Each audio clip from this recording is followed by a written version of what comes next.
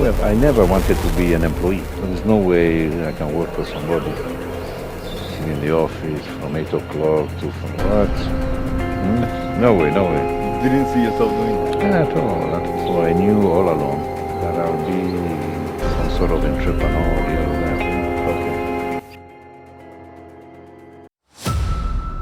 This is the story of how an immigrant became the richest man in another man's country. A story of a man that turned millions into billions, a man that turned bushes into riches, and how this man changed the face of a country with wonderful buildings. A story of how a 16 years old kid later grew and became part of the top 1% with billions of dollars. This is no other story than the story of Ernesto Taricone.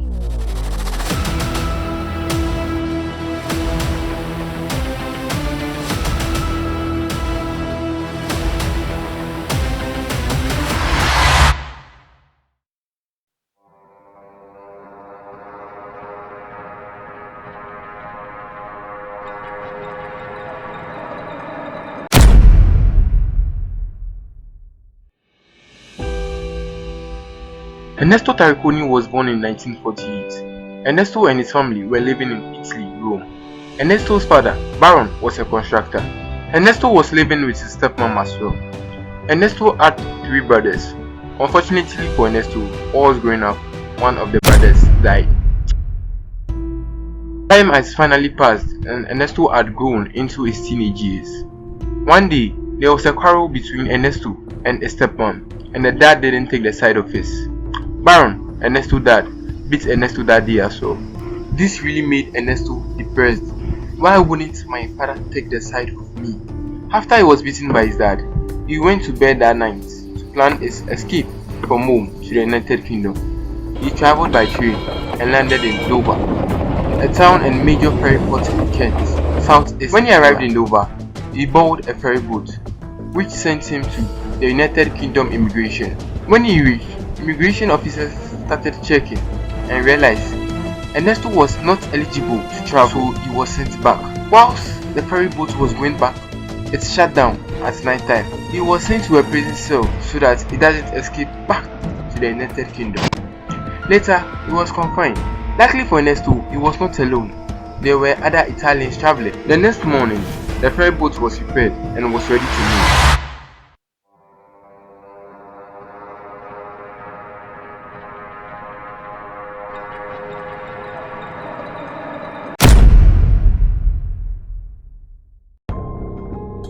The ferry boat sent Ernesto out of England.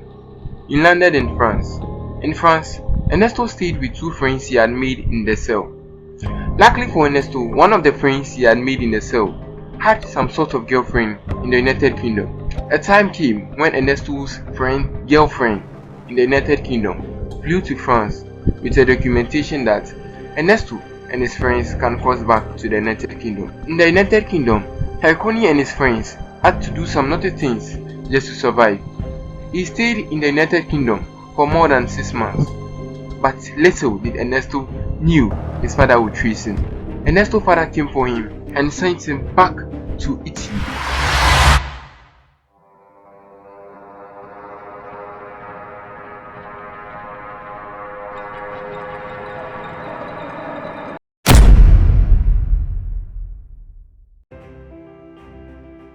One day, Ernesto's father went to a party and met a Ghanaian chief called Nana Nketia, who spoke highly of Ghana. So his father decided to go to Ghana. Ernesto Taricone's father told him about Ghana and his plans to go in there. Ernesto had never heard of Ghana before, so he went to encyclopedia to search for Ghana, and he saw that it was in Western Africa. And at that time, there were a lot of controversies about Africa and some weird things and cultures that was going on in there. This search made Ernesto even more anxious. Ernesto Taricone went to Ghana 2 months after his father and his brothers had gone. When he arrived at Ghana's airport, it was like fire. The country was very hot. People started taking his luggage from him. He thought they were stealing him, but he later realized they were there to help him. His brother, who was already in Ghana, was supposed to take him home when he arrived, but he wasn't there. This even made him more anxious. After hours of waiting in the hot sun, his brother arrived. In Ghana, Baron had ambitions of sending Ernesto to the university. But for Ernesto, he wasn't interested in school. He had bigger plans of his. As growing up, he never wanted to be an employee. He never wanted to work for anybody. He always wanted to be part of the 1%. So Ernesto never gave up on that dream.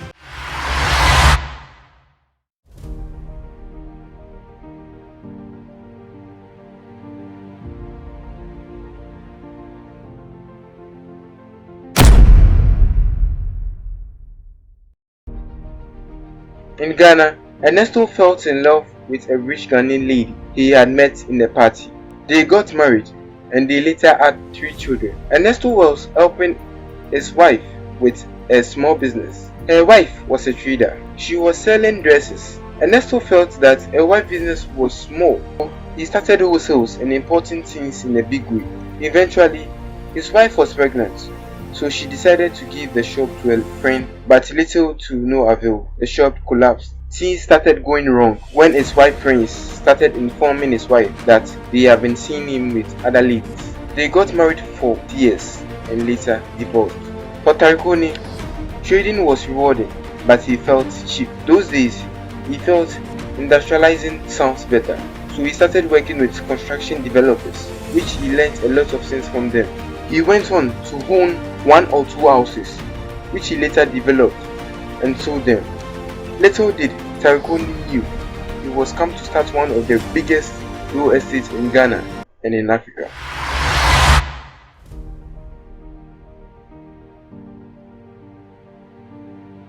In 1979, Ernesto's father, Baron, died. This really made Ernesto sad. The person who he has always looked up to and has always been motivating him has left him, following his brother who he has always loved.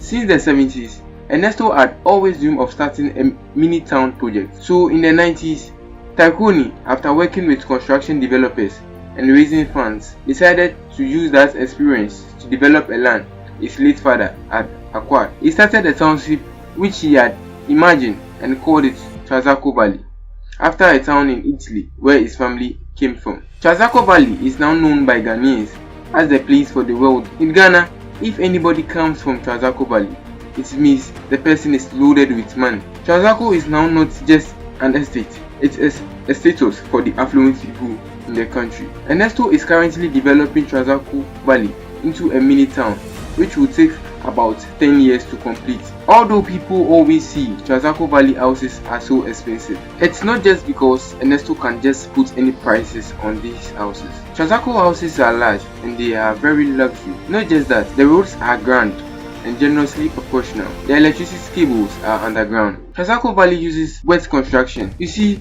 wet construction is solid and durable type of construction, but it's always expensive and time consuming. Trasacco Valley estates try to offer you with the same quality in the US and in Europe. Ernesto is very competitive and he does what his competitors cannot do or are afraid to do. Have you ever wondered most of the big expensive brands in the world never advert on TVs? This runs the same for Trasacco Valley. This is because the people sitting in front of the television can't afford these houses.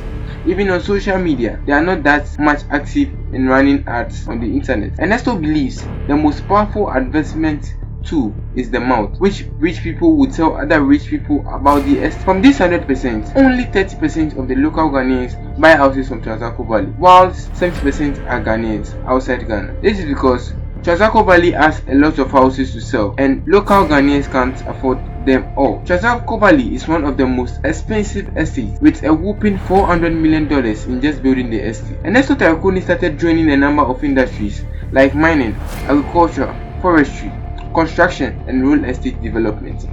Ernesto Taricone's Trasacco Estate Development Company developed and owns the Villaggio Vista condominium, which is now a landmark in Accra for being the tallest building in Ghana. The project cost $125 million to develop and features 2 million penthouse apartments. Trasacco Group now owns companies like Sam Valley Farm, Royal Aluminium System, Gulfwind Aviation, Fabi Timbers and BRM Wood Processing Co. Limited, Untold Richest and Construction Products Limited, Empire Ghana Limited, Michileti, Casa Trasacco, Hilton Hotel and Resorts, Hilton Garden Inn, Great Evolve Gym, Trasacco Spring, Ibis Styles Hotel, and Sky Bar 25. As of 2023, Trasacco Group now owns more than 10 companies.